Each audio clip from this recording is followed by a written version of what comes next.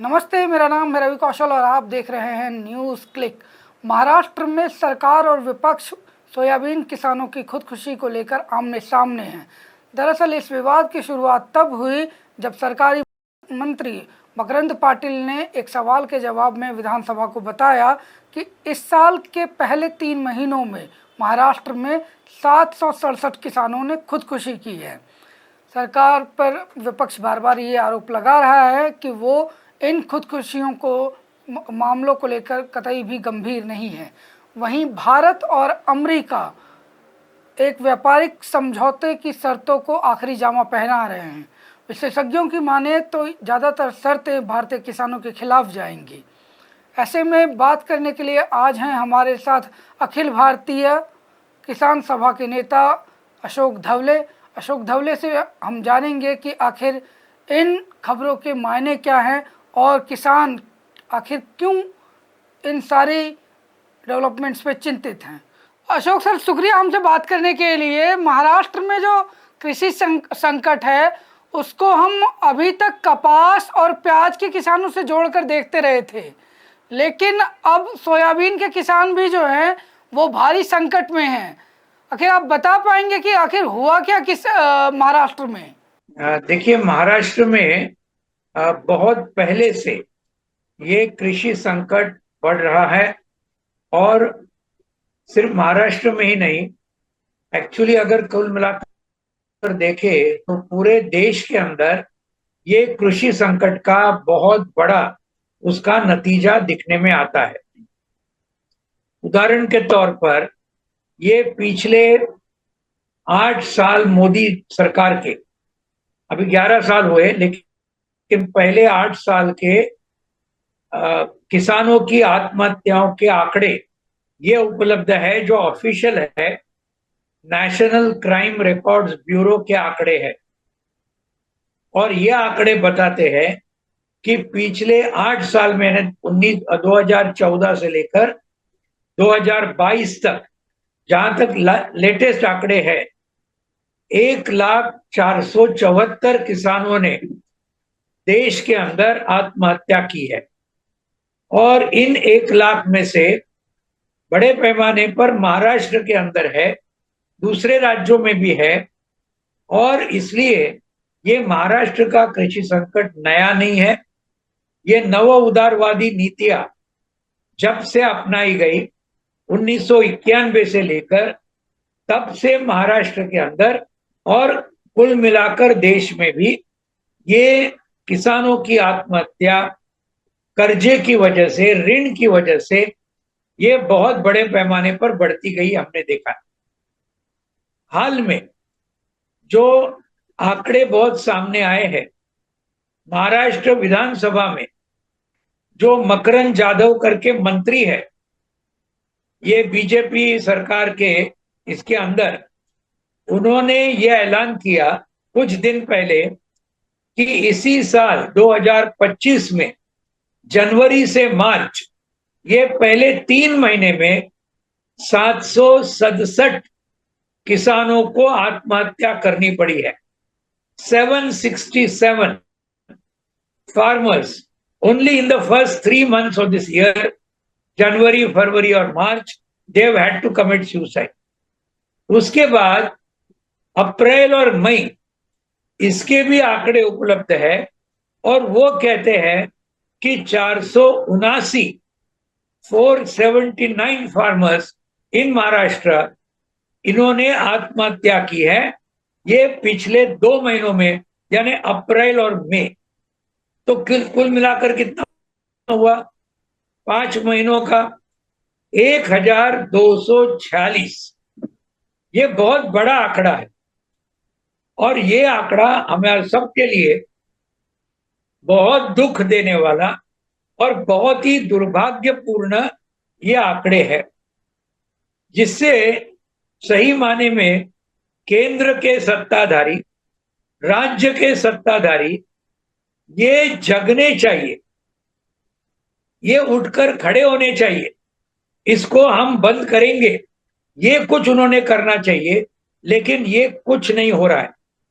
BJP की केंद्र सरकार मोदी जी के नेतृत्व में और महाराष्ट्र की सरकार देवेंद्र फडणवीस जी के नेतृत्व में इसके ऊपर कुछ प्रतिक्रिया नहीं दी और कोई कदम भी उठाने का सवाल इनका आता ही नहीं है। एक तो चीज है, आंकड़ों का हम अगर अलग रख भी दें, लेकिन किसान जो हैं अगर वो आत्महत्याएं कर रही हैं, उनकी जिंदगियां इसमें इन्वॉल्व हैं, उनके परिवार इसमें इन्वॉल्व हैं। जब आप इन परिवारों से बात कर रहे हैं या फिर जब आप गांव गांव जाकर लोगों से बात कर रहे हैं, तो वो अपना किस तरीके का दर्द, अपना किस तरीके का अनुभव आपको बता रहे हैं? देखिए, ये जो किसानों की आत्महत्या जो है, मुख्य रूप से विदर्भ और मराठवाड़ा, ये दो इलाके जो है, ये पिछड़े हुए इलाके हैं महाराष्ट्र। पहले से लेकर और आज भी सबसे ज्यादा आत्महत्याएं ये विदर्भ में पहले और उसके लगातार नजदीक में मराठवाड़ा जो प्रदेश है वहां पे हुई है। और जब यहाँ के मुख्य फसल कौन सी है, जैसे आपने उसका जिक्र किया, एक तो कपास है और दूसरा है सोयाबीन। ये दो फसल मुख्य रूप से ये विदर्भ और मराठवाड़ा में आज ये कर की जाती है। प्याज ये मुख्य रूप से नासिक है, पुणे है, दूसरे जिले जो पश्चिम महाराष्ट्र के वो इलाके में आते हैं, तो वहां भी परिस्थिति काफी गंभीर है। आपने जो पूछा कि लोग क्या बोलते हैं, तो इसके बारे में जो लोग जो बोलते हैं, हम जब उनके घर में गए, कई बार हम ऐसे आत्महत्याग्रस्त परिवारों के घर में गए हैं और उन्होंने ये कहा कि भाई हमारा लागत खर्चा कंटिन्यूअसली बढ़ रहा है, क्योंकि खाद के दाम बढ़ रहे, बीज के दाम बढ़ रहे, कीटनाशक के दाम बढ़ रहे, डीजल के दाम बढ़ रहे हैं, पानी के दाम, बिजली के दाम, यानी जो जो कुछ खेती करने के लिए जो लागत खर्चा होता है, हर चीज लगातार बढ़ती जाती है। और दूसरी तरफ ये उनके किसानों का कहना है, उनके परिवारों का कहना है कि उनको सही में दाम नहीं मिलते, जितना लागत खर्चा बढ़ता है उस मुताबिक दाम बिल्कुल नहीं मिलते। और इसी वजह से ये कृषि संकट बहुत ही आज गंभीर बन के चला है, क्योंकि आज ये दोनों के अंदर इतना फासला हो गया, लागत खर्चा और जो किसान को मिलता है उसके फसल को जो दाम हम कहते हैं, ये इसके अंदर बहुत बड़ा फासला हो गया। और इसलिए किसान कर्ज बाजारी हो गया, कर्जे में डूब गया। और फिर वो बैंक का कर्जा हो, ये बड़े बड़े साहूकारों का कर्जा हो, कोऑपरेटिव सोसाइटी का कर्जा हो, ये सब उसके सर पर बैठ गया और वो उसको पूरा नहीं कर पाया। तो इसके लिए बहुत बड़ी दिक्कत वहां के लोग हमेशा बोलते हैं। और इसके अंदर हम देखा है कि वो बात एकदम सही है, क्योंकि एक तरफ से लागत खर्चा बढ़ेगा और अगर दाम ठीक तरह से नहीं मिलेगा, इसीलिए तो अखिल भारतीय किसान सभा पहले से ये मांग कर रही है कि जो डॉक्टर एम.एस. स्वामीनाथन इन्होंने जो कहा कि लागत खर्चे का 1.5 गुना दाम हर किसान के हर फसल को मिलना चाहिए, ये उनकी बुनियादी मांग थी, जो नेशनल कमीशन ऑन फार्मर्स, राष्ट्रीय किसान आयोग, इसके अंदर उन्होंने की थी 2006 साल में। लेकिन आज कितने साल हुए? अशोक सर, एक चीज आपको ना चाहूंगा, आप लोग एमएसपी को लेके बार बार जो है संघर्ष में रहे। पिछले जब ये 3 कानून आए, उसके साथ भी जो है एमएसपी का सवाल जो है लगातार आप लोग उठा रहे थे। लेकिन सरकारें जो है वो बार बार ये कह रही हैं कि किसी भी सरकार के बस की बात नहीं है कि वो किसी भी फसल का 100% जो है वो एमएसपी पर खरीद कर ले, चाहे वो महाराष्ट्र की बात है या फिर केरल की बात है। आप मानते हैं इस बात को? देखिए, ये आर्गुमेंट हमने कई बार सुना है, ये कोई नई आर्गुमेंट नहीं है। ये जो बात है हमको ध्यान में रखना चाहिए कि सरकार ने सभी माल खरीद करना चाहिए, बात नहीं, लेकिन कुछ दूसरा इंतजाम किया जा सकता है कि ये किसान का माल ये मंडियों में खरीद किया जा सके, व्यापारियों के ऊपर कुछ ना कुछ बंधन आ सके, उसके लिए कानून बना सके। और इसलिए हमारा जो कहना है कि ये MSP plus 50%, production cost plus 50%, इसका अगर लीगल गारंटी दिया जाए, कानूनी गारंटी अगर दी जाए, तो फिर सरकार को, वो तो खरीद करती है कुछ जगह में, आप जानते हैं अभी पंजाब, हरियाणा, पश्चिमी उत्तर प्रदेश, कुछ थोड़ा राजस्थान, कुछ थोड़ा मध्य प्रदेश, यहां पर आज वो धान और गेहूं खरीदती है सरकार, लेकिन पूरे देश से नहीं करती है। हमारा कहना है बाकी जगह से भी अगर ये कानून होगा तो ये सब के ऊपर एक बंधन होगा कि भाई उतना तो कम से कम दाम हमें देना ही चाहिए। लेकिन ये लीगल कानून पहले ही है कई राज्यों में, मतलब इस तरीके के कानून के आप इससे नहीं कम पे नहीं है। मेरे मेरे को जो याद आ रहा है, शायद महाराष्ट्र में भी इस देखिए, तरीके का कानून है, लेकिन कोई पालना तो करता नहीं है। वो देखो एपीएमसी, सही बात है, एपीएमसी जो एक्ट है ना महाराष्ट्र के अंदर और दूसरे जगह में, यानी कृषि उत्पन्न बाजार समिति, इसको गवर्न करने वाला जो कानून है, उसमें आप बोलते हैं वो सही है, ये क्लॉज जरूर है, लेकिन ये क्लॉज को कभी भी अमल में नहीं लाया गया, लागू नहीं किया गया, नंबर एक। लेकिन नंबर दो, वो ज्यादा महत्वपूर्ण और ज्यादा बुनियादी बात है, राज्य सरकारों के पास, और ये ध्यान में रखने की जरूरत है, किसी भी राज्य सरकार के पास आज उस किस्म का आज अधिकार नहीं है, उस किस्म का उनके पास पैसा भी नहीं है, उस किस्म का आज ये जो कहते हैं कि व्यापारियों को कंट्रोल करे, ये भी ताकत नहीं है। ये किसके पास है आज? सिर्फ केंद्र सरकार के पास वो अधिकार है। इसलिए केंद्र सरकार हमारी पहले से मांग रही है, केंद्र सरकार अगर एमएसपी वाला कानून लीगल गारंटी का वो अगर बनाए, जो केंद्र ने कभी नहीं बनाया, बिल्कुल नहीं बनाया, ये अगर करे तो फिर उसको लागू करना ये राज्य सरकारें ज्यादा आसानी के साथ कर सकती है। नहीं तो क्या होगा, राज्य सरकार करेगी, ये सब व्यापारी, वो सब बाकी का माल वो दूसरे राज्य में जाएगा जहां पे कम दाम में मिलता है। तो ये बात होगी। इसके लिए केंद्र ने एक यूनिफॉर्म कानून पूरे देश के लिए करना चाहिए, ये है हमारी बुनियादी मांग। तो और दूसरी बात जो है, पैसा नहीं है, पैसा नहीं है जो बात है, देखिए सरकार के पास बड़े बड़े कॉरपोरेट घरानों के 17 लाख करोड़ रुपए कर्जा पूरी तरीके से माफ करने के लिए इनके पास पैसे हैं। टैक्स ये बड़े बड़े कॉरपोरेट्स का और बड़े बड़े अमीर लोगों का एकदम कम करने का उनके पास वो करने के लिए पैसा है, लेकिन आत्महत्या करने वाले किसान, इनका आज एमएसपी देना या इनको पूरी तरीके से कर्जा मुक्ति देना, ये दो जो बुनियादी मांगे हैं, इसको अमल में लाने के लिए आज बीजेपी के केंद्र सरकार के पास पैसा नहीं है। ये सारा सार झूठ है। ये सरकार बड़े बड़े कॉरपोरेट घरानों को पूरी तरीके से ज्यादा मुनाफा कमाने के लिए ये टैक्स कम कर रही है उनके ऊपर, उनको कर्जा माफी दे रही है, और एक तरह से पूरा देश, मोदी साहब, अमित शाह साहब, ये अंबानी और अदानी के लिए पूरा भारत चला रहे हैं। ये जो आज इल्जाम इनके ऊपर लग रहा है, ये बिल्कुल सही इल्जाम है, और वो बात आज पूरे देश के अंदर हमको जाके हम फैलाने वाले हैं।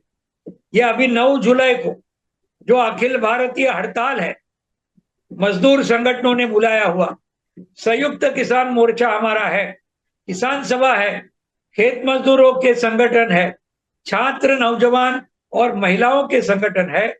हम सब ये 9 जुलाई के ये हड़ताल को पूरी तरीके से समर्थन करते हुए ये सब मामले लेबर कोड के साथ, निजीकरण के खिलाफ, इसके साथ ये एमएसपी वाला मामला, कर्जा मुक्ति वाला मामला और दूसरे मनरेगा वाला मामला, ये सब अभी हम पूरे देश के अंदर जो अभियान चला रहे 9 जुलाई के लिए, इसके अंदर हम ये बातें जरूर रख रहे हैं कि मोदी सरकार, बीजेपी आरएसएस की सरकार आज ये देश किसके लिए चला रहे, ये बुनियादी सवाल ये हम लोगों तक बड़े पैमाने पर आज लेके जा रहे हैं।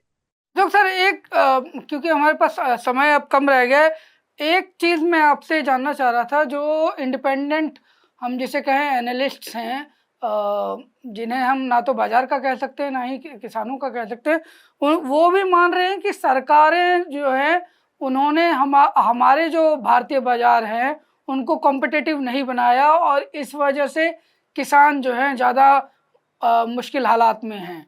आप कैसे देखते हैं? देखिए, ये जो बात है ना, कॉम्पिटिटिव नहीं बनाया, ये गलत किस्म का आरोप है। ये बात सही है कि भारत के अंदर कृषि क्षेत्र में उत्पादन और उत्पादकता यानी प्रोडक्शन एंड प्रोडक्टिविटी ये बढ़ाने के लिए कई कदम हमने उठाने चाहिए और कई कदम उठाए हैं, लेकिन उससे कई गुना ज्यादा कदम पूरे सरकार को, किसानों को, अलग अलग संस्थाओं को हमारा उत्पादन और उत्पादकता ये दोनों बढ़ाने के लिए बहुत कुछ काम करने की जरूरत है। लेकिन दूसरी तरफ आप अगर देखें कंपटीशन का, तो आज क्या कर रही है मोदी सरकार? सबसे बड़ा सवाल जो पूरे देश के किसानों के सामने आज है वो है ये पूरे मुक्त व्यापार करार जो इस मोदी सरकार ने इंग्लैंड के साथ पिछले महीने साइन किया, ब्रिटेन के साथ मुक्त व्यापार करार, फ्री ट्रेड एग्रीमेंट। अभी डोनाल्ड ट्रंप अमेरिका के साथ एक मुक्त व्यापार करार, वो बोल रहे 9 जुलाई तक आप साइन करो, क्योंकि 9 जुलाई का डेट डोनाल्ड ट्रंप ने दिया है रेसिप्रोकल टैरिफ। ये जो टैरिफ का जंग आज शुरू है पूरे दुनिया में, ये बोले कि 9 जुलाई तक एक आपको ये अग्रीमेंट करना होगा भारत को। यूरोपियन यूनियन के साथ भारत सरकार का एग्रीमेंट करना चालू है और मैं आपको दावे के साथ कहता हूं ये सभी एग्रीमेंट के अंदर भारत अपने हितों को छोड़ देने की बहुत बड़ी संभावना है इन लोगों के दबाव के अंदर आके, और इससे इन देशों का जो आयात किया हुआ माल, इसके ऊपर की इंपोर्ट ड्यूटी यानी टैरिफ भारत सरकार कम करेगी और भारत का जो एक्सपोर्ट इन देशों में जाता है उनके ऊपर टैरिफ ये देश बढ़ाएंगे, अमेरिका, इंग्लैंड और ये यूरोपियन देश। और इसके चलते एक बहुत बड़ा संकट निर्माण होने वाला है जो अभी नए से बहुत बड़ा खतरा पूरे भारत के किसानों के सामने है। और ये अगर होगा तो ये बहुत ही बुरा होगा, यानी ये जिसको कहते हैं भारतीय किसानों की ये मृत्यु घंटा बजेगी। क्योंकि ऐसा अगर माल, फिर डेयरी प्रोडक्ट है, फिर अलग अलग किस्म का है, गेहूं है, धान है, दूसरे फल है, ये सब अगर भारत में सस्ते दाम में आएंगे तो भारत के किसान को बिल्कुल जो भी आज दाम मिल रहा है वो भी कम है, वो भी मिलना बंद होगा और ज्यादा दाम घटेंगे। और हमारा अगर एक्सपोर्ट के ऊपर इन्होंने अपना टैरिफ यानी इंपोर्ट ड्यूटी बढ़ाई तो हमारा माल अमेरिका में, यूरोप में, इंग्लैंड में और कम बेचेगा, तो ये इससे दोनों तरफ हमारे बहुत बड़ी कठिनाइयां निर्माण होगी। और ये आज और एक बहुत बड़ा संकट पूरे भारत देश के सामने है। ये किसानों के सामने है ही, मजदूरों के सामने भी है, एमएसएमई यानी micro small and medium industrial enterprises, उनके भी छोटे छोटे मालिक है, ये भी खत्म होंगे अगर ये इंपोर्ट एक्सपोर्ट का ये टैरिफ वॉर, इसके सामने अगर मोदी सरकार झुकेगा तो वो और ज्यादा बहुत बड़े पैमाने पर कंपटीशन तो पूरा गया खड्डे में, लेकिन कंपटीशन के बजाय ये पूरा flood of market foreign goods Bharat के अंदर आएंगे, हमारे अब्रॉड में नहीं जा पाएंगे। ये है और बहुत बड़ा खतरा है कि मोदी सरकार जो ट्रम्प के हमेशा घुटने टेका है, ये इस करार के लिए भी डोनाल्ड ट्रम्प के सामने घुटने टेकने की संभावना है। इसके खिलाफ पूरे देश को जगाने की कभी नहीं उतनी आज बहुत सख्त जरूरत है। प्रिय अशोक सर, हमसे बात करने के लिए, बाकी अपडेट्स के लिए हम आपके पास आते रहेंगे। ये थे अशोक धवले, नेता अखिल भारतीय किसान सभा। बाकी खबरों के लिए जुड़े रहिए न्यूज़ क्लिक के साथ।